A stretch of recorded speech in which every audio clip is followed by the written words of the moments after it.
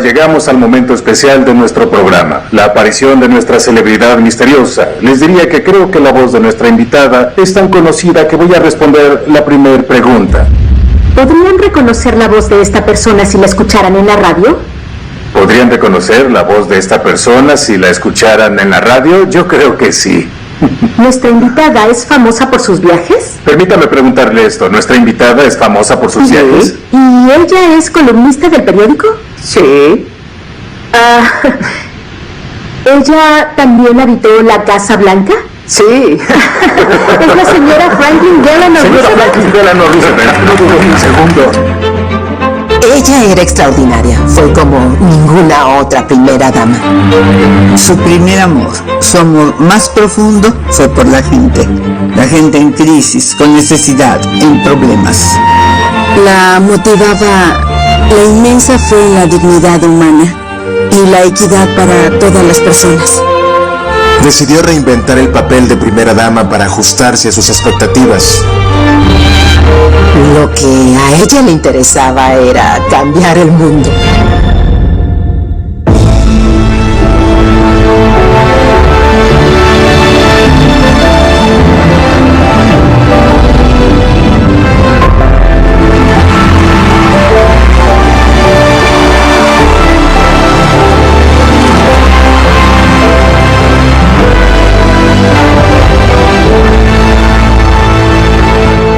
Franklin Delano Roosevelt cumpliré cabalmente las obligaciones del presidente de Estados Unidos. De los miles que vitoreaban a su nuevo presidente, muy pocos se imaginaron el icono y líder en el que la esposa del presidente se convertiría en los siguientes 12 años. Creo que la describiría como una persona que no hacía lo que se esperaba que hiciera. Creo que así se hacen los héroes. Prefiero ser una primera dama rebelde.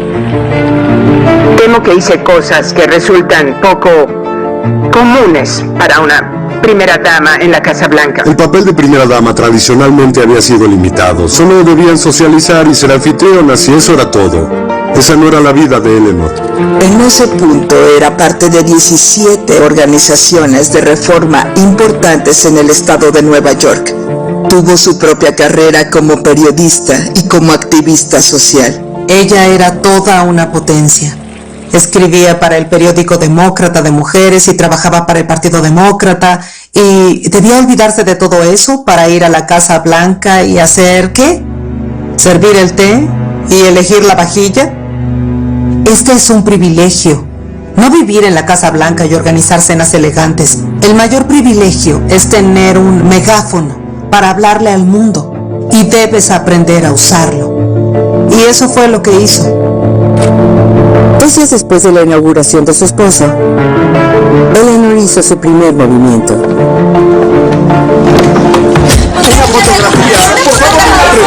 Una de las primeras acciones de Eleanor como primera dama fue dar sus propias conferencias de prensa. Ejercer el periodismo es una de las... Estaba un poco nerviosa. Ninguna primera dama había presidido una conferencia de prensa y lo hizo 2 días antes de la primera conferencia de prensa de Franklin, por cierto.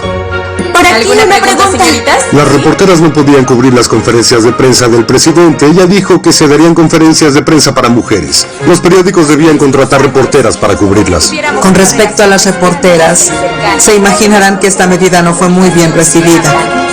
Los hombres solo veían desde la puerta y decían, ay, mírenla, son un montón de mujeres jugando a ser reporteras. No creo que dure ni un mes. Casi de manera inmediata, las actividades de la primera dama y sus opiniones llenaban los periódicos en todo el país. Esas conferencias de prensa no eran para platicar sobre el día que tomó el té con la esposa del embajador. Estaban centradas en el trabajo de la nueva administración, prejuicios de género, los pobres y su visión de la justicia social. El redactor de discursos del señor Roosevelt y su ex socio legal bromearon diciendo que lo primero que debían hacer es quitarle los pantalones a Eleanor y ponérselos a Frank.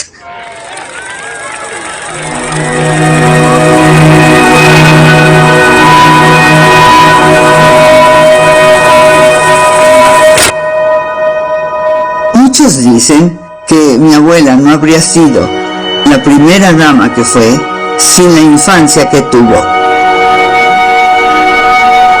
Eleanor nació en 1884 en una familia prominente y adinerada. Fue la primogénita de Anna Hall y Elliot Roosevelt, el hermano menor del presidente Theodore Roosevelt. Mi madre era muy hermosa y a veces solía decir que en toda nuestra familia no había ningún patito feo y que yo era la excepción. Eleanor la decepcionó, no era atractiva. Su madre la llamaba abuela, lo cual fue profundamente humillante para ella. Y además su madre murió cuando ella tenía 8 años. Su infancia estuvo llena de decepciones. Su padre, que la adoraba, era alcohólico y drogadicto, y se embriagaba tanto en el club de caballeros que se olvidaba de que ella estaba sentada en la escalera de afuera. Su padre, a quien amaba a pesar de todo, murió a los 34 años debido a su alcoholismo. Eso nos hace pensar qué tanto se debe beber para morir a los 34 años por alcoholismo.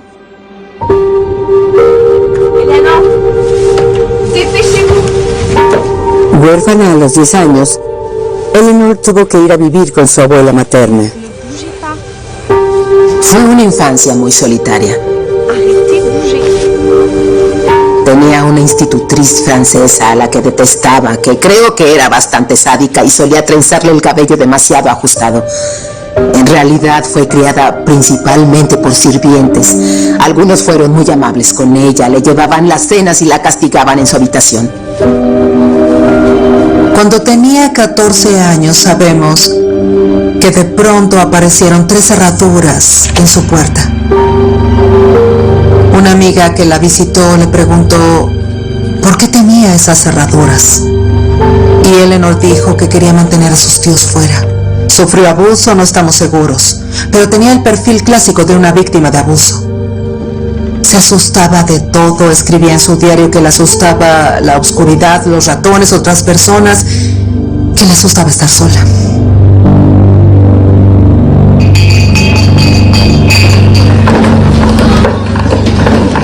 La decisión de su abuela de enviarla a un internado en Inglaterra fue la salvación de Eleanor.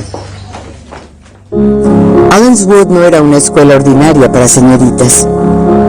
La escuela de Allenswood era dirigida por una mujer absolutamente extraordinaria, Marie Souvestre. Era políticamente progresista y dirigía una escuela que educaba a mujeres para ser futuras líderes. No solo buscaba que las mujeres fueran buenas para el matrimonio, sino que sus chicas lograran un cambio trascendental en el mundo. ¿No creen que es...? Eleanor se convirtió en la estudiante favorita de Marie Souvestre. Muy bien, señoritas, la clase... Fue la hija que nunca tuvo. Marie Souvestre la incentivó, la inspiró. Fueron los 3 años más felices de su vida. Pero no solo su maestra admiraba a Eleanor. Cuando las niñas querían mostrar su aprecio a otra niña para hacer algo bueno, se regalaban violetas y libros. Eleanor volvía los sábados y su cama estaba completamente cubierta. Eleanor aprendió que tenía la capacidad de hacer amigos y de ayudar a los demás, lo cual le dio una gran satisfacción después de la infancia tan dura que tuvo.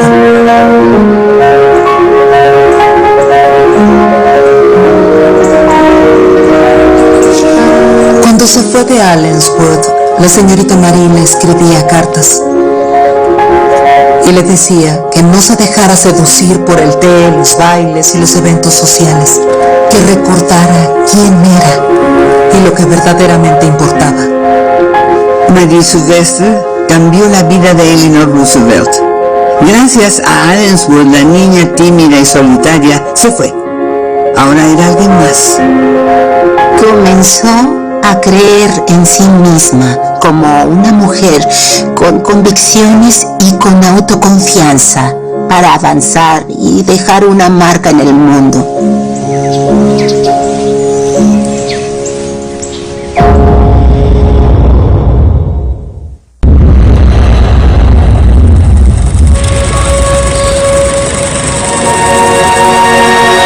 12 años antes de ser presidente, Franklin Roosevelt, de 39 años, contrajo polio, paralizándolo de la cintura hacia abajo. Después de la polio, ¿él podía caminar? Podía sostenerse conmigo y un bastón usando sus tirantes, pero para caminar necesitaba un brazo más fuerte que el mío. Una vez en la Casa Blanca, Eleanor sustituyó a menudo al presidente. Es un papel que le dará más influencia que cualquier otra primera dama en la historia. El señor Roosevelt la enviaba de gira por el país. Quería que ella fuera sus ojos y sus piernas. Ve y habla con la gente y dime qué están pensando. Franklin a veces me pedía que fuera el reflejo de lo que las personas pensaban porque sabía que yo lograba ver y hablar con una gran variedad de personas. Las personas decían que sentían una gran conexión con ella. Una y otra vez escuchábamos a la gente hablar sobre ella y decir que después de unos cuantos minutos sentían que les escuchaba con atención y estaba conectada. Me alegra mucho tener la oportunidad de saludar a la gente del sur de California. Franklin se dio cuenta que ella era muy buena. Era en la persona en la que más confiaba. A veces hablaba con el gabinete y decía: oigan, dice mi señora que no hay suficiente dinero en el presupuesto para eso. Mi señora dice que los recursos no están llegando a los lugares a los que deberían. Los hombres en la administración de Roosevelt estaban convencidos de que debían tomarla en serio. Fue una relación a la que la gente se acostumbró. Para cuando llegaron a la Casa Blanca ya habían estado juntos más de 30 años. Eran primos distantes. Comenzaron a salir cuando Eleanor tenía solo 18 años. Se enamoraron después de varias citas, eventos y bailes. Ella se sentía muy atraída por el señor Roosevelt, porque era extremadamente encantador y apuesto. Creo que había un poco de incredulidad por parte de Eleanor, de que este hombre pudiera amarla. Tal vez sentía que nadie podría amarla así. Una de las razones por las que Franklin estaba tan intrigado por Eleanor era por su trabajo para el movimiento de reforma social, y esto lo hacía muy diferente a otras chicas. Un día le dijo: quiero que conozcas a una de las chicas a las que estoy ayudando, quiero que vayas a su casa, es un multifamiliar. Esos edificios están sobrepoblados y son poco higiénicos, huelen mal, y ella lo llevó ahí.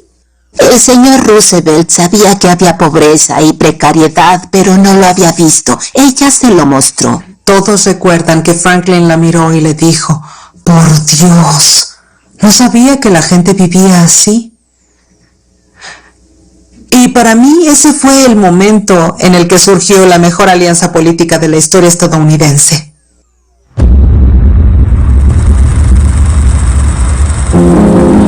Décadas después, Roosevelt lanzó las medidas de emergencia para aliviar la pobreza y la precariedad causada por la Gran Depresión.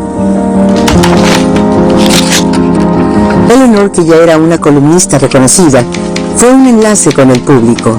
Llegó otro paquete de cartas. Quiero que todos ustedes me escriban. Me encantó. Quiero que me escriban. Quiero que me escriban y me cuenten sus problemas, sus confidencias. Y también quiero que me den algunas ideas, porque no lo sabemos todo en Washington. Las personas respondieron también a eso. Cada mes llegaban miles, decenas de miles de cartas todos los días a la Casa Blanca dirigidas a ella. Tenían una gran relación con los estadounidenses, sentían que podían escribirle. Una relación diferente a la de cualquier primera dama. Esta es la carta de una jovencita. Querida señora Roosevelt, soy una chica muy pobre. No puedo trabajar, tampoco tengo padre. ¿Me podría enviar un abrigo para el invierno, querida señora presidenta?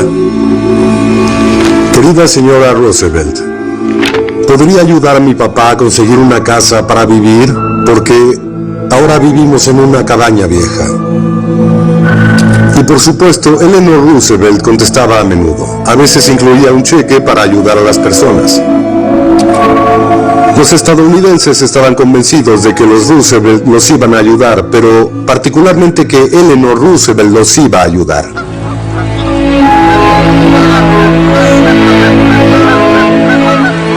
La casa de campo de Eleanor es un buen refugio de Washington, pero el trabajo la sigue.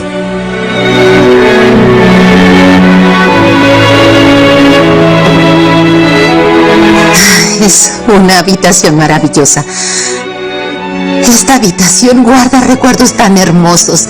Aquí jugábamos juntas, tuvimos peleas de almohadas en los sillones y la abuela estaba concentrada trabajando en su escritorio. Me parecía adorable que apagara su auxiliar auditivo para que nosotros pudiéramos hacer todo el ruido que quisiéramos. Siempre tenía mucho trabajo y contestaba toda la correspondencia desde ese escritorio. ¿De dónde sacaba tanta energía para responder cada carta, para viajar a tantos lugares, de dar todos esos discursos? ¿De dónde le sacaba horas al día para hacer todo lo que hacía? Era simplemente fenomenal.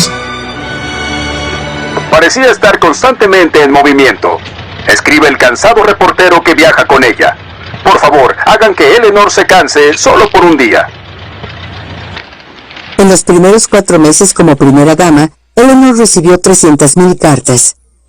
Ella se sentía particularmente indignada por el sufrimiento en un pueblo minero en el oeste de Virginia.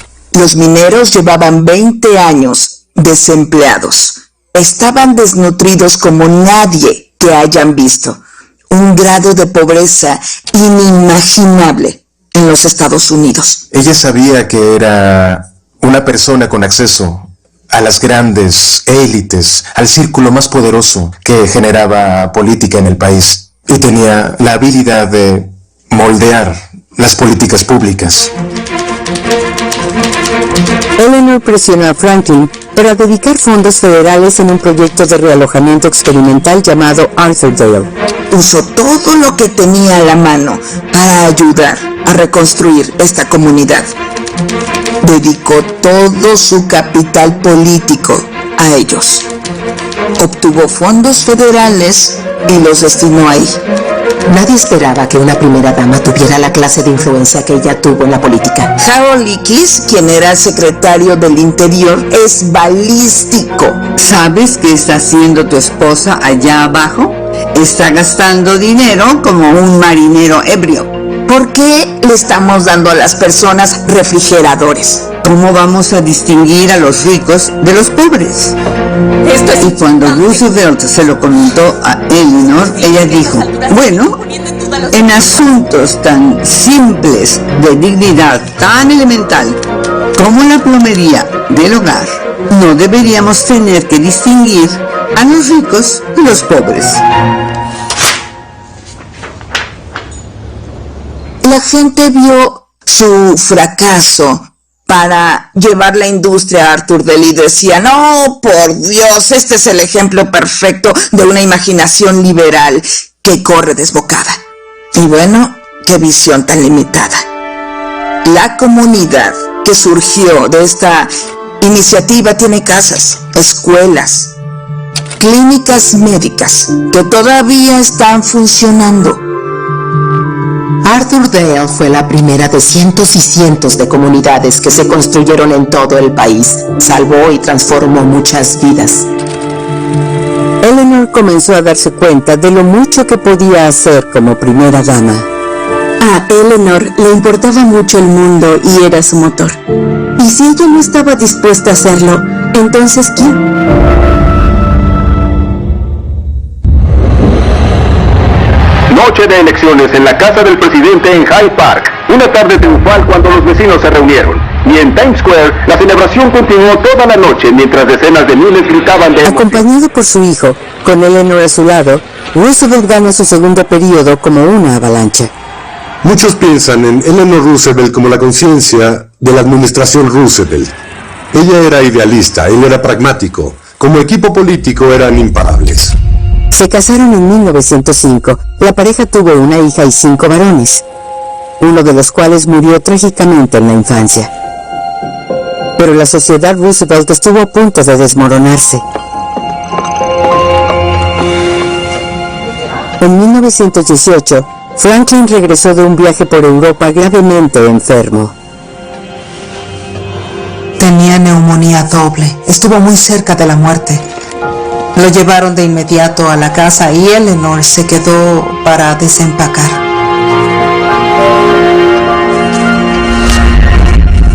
Cuando abrió el baúl, encontró un paquete de cartas. e inmediatamente reconoció la letra. Las cartas revelaron una relación de hace tiempo entre Franklin y la secretaria de Eleanor, Lucy Mercer.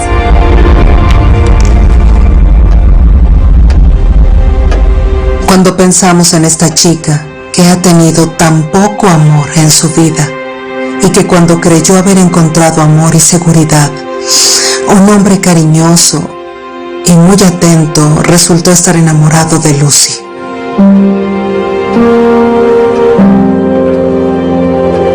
Todo parece una obra de teatro. Debió ser sumamente impactante.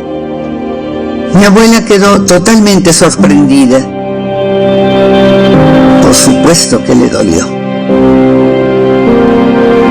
Él le prometió que no volvería a ver a Lucy, y el matrimonio siguió, pero ella estaba terriblemente deprimida.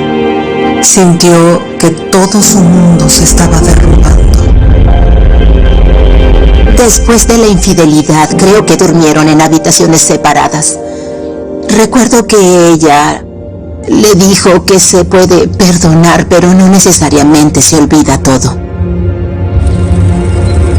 Desde entonces, su matrimonio se volvió una sociedad. Y de cierta forma, la liberó para ser la mujer que ella se quería volver. A veces la adversidad nos hace levantarnos y convertirnos en cosas que jamás creímos llegar a ser.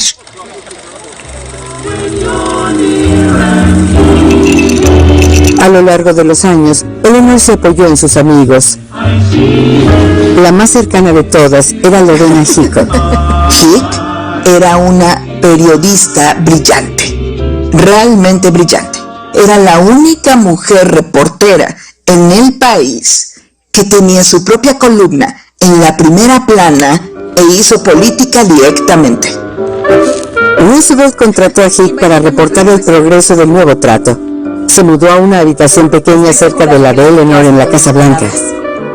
Ella tenía una personalidad provocativa. Usaba ropa de hombre, fumaba cigarros, jugaba naipes, bebía bourbon. Todo el mundo sabía que Hick era homosexual. La amistad de las mujeres creció con los años y viajaron por todo el país como los ojos y oídos de Roosevelt. Hick le dio muchas ideas y la apoyó mucho para encontrar una nueva forma de ser la primera dama. Hick fue quien le dijo que pusiera atención en todas las actividades que realiza el día. Todo el mundo quiere saber cómo es un día completo para ella. Y esta sugerencia resultó en la columna Mi Día de Eleanor Roosevelt.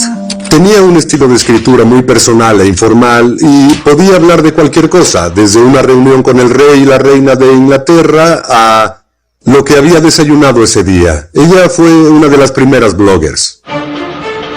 Para 1938, la columna diaria de Eleanor era muy popular, con un público de más de 4 millones de estadounidenses.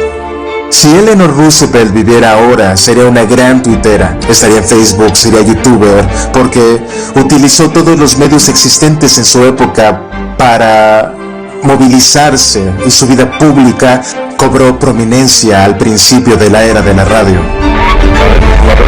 Para un afeitado más al ras, Remington. Este es Leon Pearson, surfeando entre las olas. Había muy pocas mujeres en la radio. A las mujeres se les permitía hacer programas sobre cuidado del hogar o educación, o se les permitía cantar. No lo sabemos. Pero Eleanor transmitía a principios de la década de 1930. Eleanor Roosevelt. Buen día, damas y caballeros. Anoche asistí a una reunión. La gente se sentaba en la sala y era como si la primera dama les estuviera hablando. Quiero que resolvamos las dudas sobre el realojamiento. Era como si estuviera sentada en tu habitación con su pequeña Victoria en la esquina. Su voz estaba ahí. Eleanor Roosevelt conectaba a los estadounidenses. Era algo asombroso y todo ello nació de su relación con Hick.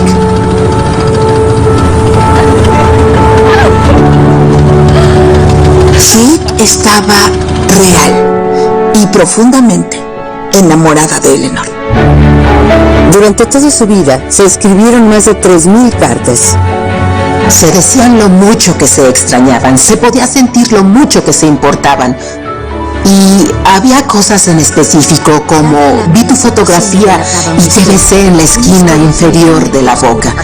Hubo un gran debate sobre si fue una relación física o no, pero no creo que alguien pudiera negar que era amor profundo. Contaba algunas tardes en Soy lesbiana cuando estaba de buen humor. y nada le daría mayor felicidad a mi ser político que pensar que Eleanor y Hick tuvieron un gran y apasionado romance. Como historiadora, no me interesa. Agradezco por Lorena Hickok. Eleanor la amaba y ella la amaba también. Y ella se empoderó con esa gran relación. La señora Roosevelt es recibida con micrófonos, reporteros y una multitud. Aunque Eleanor frecuentemente decía que ella no era política, tenía buenos instintos políticos y lo primero en su agenda eran los derechos civiles.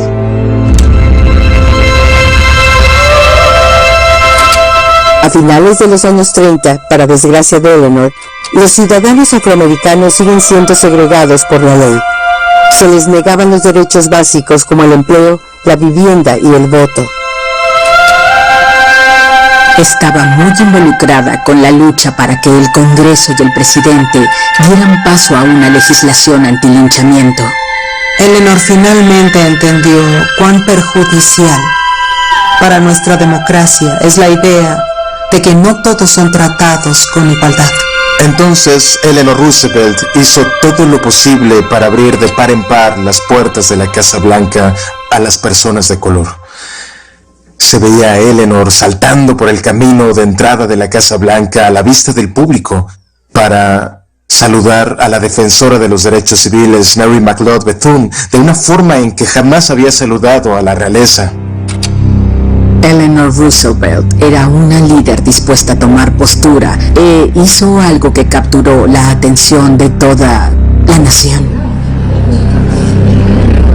En 1938, desafiando al servicio secreto, fue a una reunión sobre derechos civiles en Birmingham, Alabama, con su amiga Mary McLeod Bethune. Eleanor fue a la reunión que estaba segregada, blancos de un lado y de color del otro.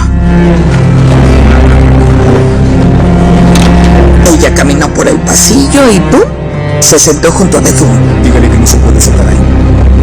Casi de inmediato, un joven policía se le acercó Disculpe, señora. y le pidió que se cambiara de lugar. La leyenda es cierta. Eleanor tomó una silla y la puso en medio del pasillo, retando la segregación. Un pie en el lado de color y otro en el blanco. Los periódicos locales lo publicaron. La prensa afroamericana estaba extasiada. La prensa blanca sureña estaba escandalizada. Otras primeras damas han sido criticadas, pero nadie había enfrentado el veneno intenso de manera tan consistente y persistente como Eleanor. El Ku Klux Klan le puso precio a su cabeza. $25,000 a quien pudiera matar a Eleanor Roosevelt. Esto era un juicio con esteroides. Le pedimos a todos los ciudadanos que reporten inmediatamente cualquier información sobre espionaje. Pero el oponente más poderoso de Eleanor era el jefe del FBI. El primer reporte del FBI hecho por J. Edgar Hoover, que la odiaba a muerte, se debió a su apoyo a los derechos civiles que para él eran un acto antipatriota.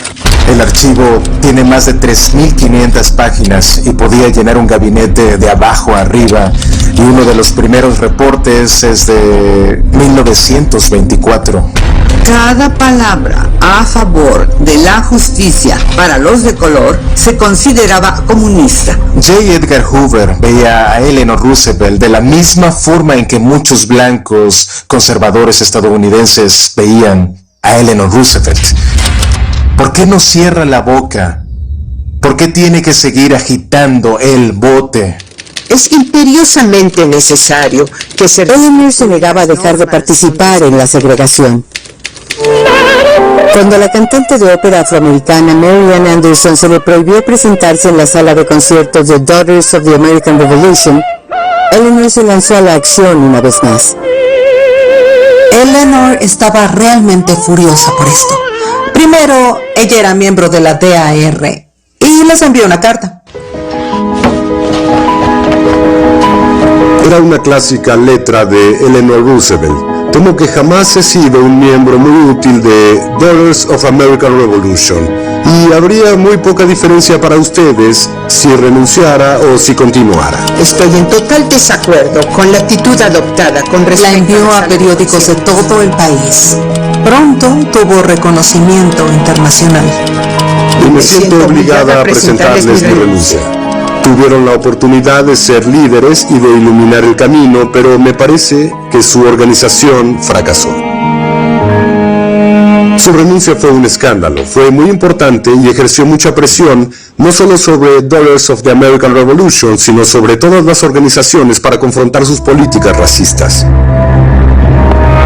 El mundo estaba observando, y Eleanor ayudó a conseguir otra sede para el concierto, en el lugar que más simboliza la libertad. En este gran auditorio bajo el cielo, todos nosotros somos libres. Marian Anderson estaba ahí, y frente a ella había 75,000 personas, blancos y afroamericanos juntos. Este fue el primer evento público que no recurrió a la segregación. Todos los asistentes podían mezclarse libremente y sentarse uno junto al otro sin importar la raza, credo o color. Fue verdaderamente algo inspirador. Entre los espectadores están el juez Black de la Suprema Corte, el senador por Nueva York, Robert Wagner, y un grupo de hombres notables. Están ahí para... Eleanor no fue al concierto. Quería que ese momento histórico le perteneciera a Marian Anderson.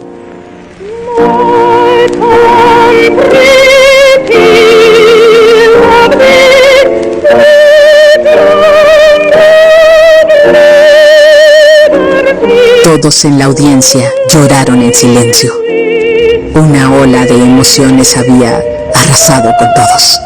Mi país eres tú, dulce tierra de libertad, y a ti te cantamos. Eleanor Roosevelt desafió las convenciones y su rol como primera dama. Una mujer que tomó de la mano a los afroamericanos.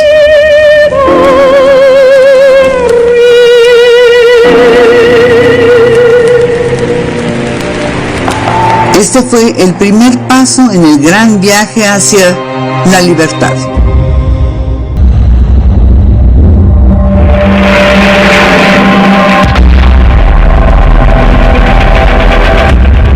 Esta mañana fuimos testigos de un severo bombardeo a Pearl Harbor por parte de aviones enemigos. Con la Segunda Guerra Mundial arrasando Europa, la neutralidad de Estados Unidos se perdió cuando los japoneses lanzaron un ataque sorpresa a la flota del Pacífico. Interrumpimos este programa para traerles un boletín especial. El presidente Roosevelt anunció que los japoneses atacaron Pearl Harbor, Hawái. Los estadounidenses escuchaban noticias todo el día esperando las novedades. Franklin estaba ocupado con su gabinete determinando qué acciones tomarían los Estados Unidos. El secretario informó a nuestro corresponsal y se apresuró a ir a la Casa Blanca para ver al presidente. Eleanor estaba programada para transmitir esa tarde como parte del horario regular, así que se apresuró a cambiar el libreto. Hablando en nombre de la administración, la primera voz que se escuchó fue la de Eleanor. Este es un momento sin precedente para una primera dama. Buenas tardes, damas y caballeros. Me dirijo a ustedes esta noche en un momento muy serio de nuestra historia. Muchos de ustedes en todo el país tienen hijos en el servicio militar que serán llamados a la acción. No podrán evitar sentir la ansiedad, no podrán evitar sentir miedo en su corazón. Uno de mis hijos está en un buque en el océano que seguramente enviarán al Pacífico. 2 de mis hijos están en ciudades costeras en el Pacífico. Sin importar a qué nos enfrentemos, seguro podremos conseguirlo. Tengo fe en ustedes. Habló como si ella fuera el presidente, tratando de unir a la nación, tratando de tranquilizar a las personas y al mismo tiempo asegurándose de que estén listos para la acción. Somos el pueblo libre e inconquistable de Estados Unidos de América. Si eso no fue presidencial, entonces no sé lo que es. Al día siguiente, el presidente Roosevelt declaró la guerra. Sus 4 hijos fueron a pelear a la guerra. Se pueden imaginar cómo cualquier madre militar, ¿cómo se sentiría? Ella no era de las que pensaba que la guerra era gloriosa, pero su deber con su país y con su esposo era su prioridad. Así que cuando Franklin le pidió a Eleanor que hiciera un peligroso viaje al Pacífico Sur, hizo a un lado sus sentimientos. Usando el nombre clave Rover, ella visitó áreas de combate y también se detuvo en todos los hospitales. Los comandantes navales se oponían a esta idea. MacArthur y Nimitz creyeron que era una terrible idea. No queremos que la primera dama traspase nuestra zona de guerra. Sabían que podían dispararle en cualquier momento. Ver los rostros de los soldados iluminarse cuando ella les habla te hace entender que ella es la mejor medicina que pudieran pedir. El almirante Halsey dijo que ella tuvo el mayor impacto en los soldados en el campo de batalla, más que cualquier otra persona que los visitó durante toda la guerra. Ella visitó todos los hospitales y habló con cada uno de los soldados que estaba herido. Tomó sus apellidos y cuando regresó llamó a sus padres y a sus seres queridos.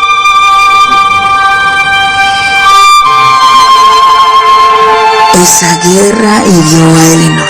Su ira al ver esa terrible masacre fue el factor que motivó sus acciones el resto de su vida.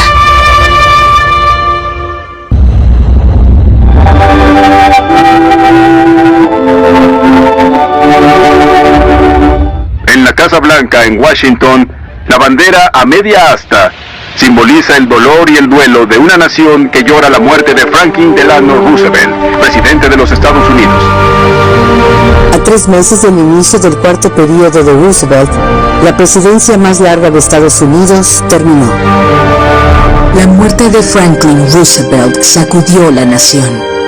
Fue una pérdida doble porque Eleanor Roosevelt dejaría de ser la primera dama y para muchos afroamericanos ella fue su presidente no oficial. Creo que estaba muy preocupada de que con el presidente Truman, todo por lo que ella y Franklin habían trabajado tan duro, tanto al interior como de manera global, se olvidara. Y quería asegurar su legado. Cuando el presidente Truman le pidió a Eleanor que se uniera a la primera delegación americana de la recién formada Organización de las Naciones Unidas, ella aprovechó la oportunidad. Lo más interesante que le sucedió fue la llegada de la señora Roosevelt, viuda de nuestro difunto presidente. La Organización de las Naciones Unidas se creó como un foro de discusión para que no se repitiera otra guerra. Y bueno, este es el gran sueño de los Roosevelt, un grupo de Naciones Unidas que aseguren la paz en el mundo. 2,000 delegados acudirán a la reunión. Vendrán de todos los rincones de la tierra. El secretario de Estado Marshall saluda a su colega Eleanor Roosevelt. Eleanor es elegida por voto unánime como jefa del subcomité encargado de redactar una Declaración Universal de Derechos Humanos. Tenía que negociar con 18 países que no estaban de acuerdo en nada. Ni siquiera estaban de acuerdo en la existencia de Dios. Les tomó casi 2 años. Fue absolutamente agotador. Sin embargo, la Unión Soviética insiste en que... Con gran habilidad se condujo en cientos de reuniones para poder redactar la declaración. Era una estratega brillante y sabía negociar. Toda Su vida pública y su vida en la Casa Blanca le ayudaron a tener éxito en ese papel, porque décadas antes se había dado cuenta de que puedes hacer muchas cosas si no te interesa tener el crédito. Esta Declaración Universal de los Derechos Humanos bien puede convertirse en la Carta Magna Internacional para todos los hombres en todo lugar. La presentación de Eleanor culmina una vida en defensa de los derechos humanos de esta forma. Para la persona renuente a crecer. Es el documento más importante de los últimos 100 años. Todos los seres humanos nacen libres e iguales en dignidad y derechos. Todos los seres humanos. Es la primera vez en la historia del mundo cambiante que podemos decirlo. Debemos felicitar a la persona que ha sido líder en este movimiento. La persona que se ha elevado con gran honor, un nombre que resuena. Me refiero, por supuesto, a la señora Roosevelt, la delegada de Estados Unidos.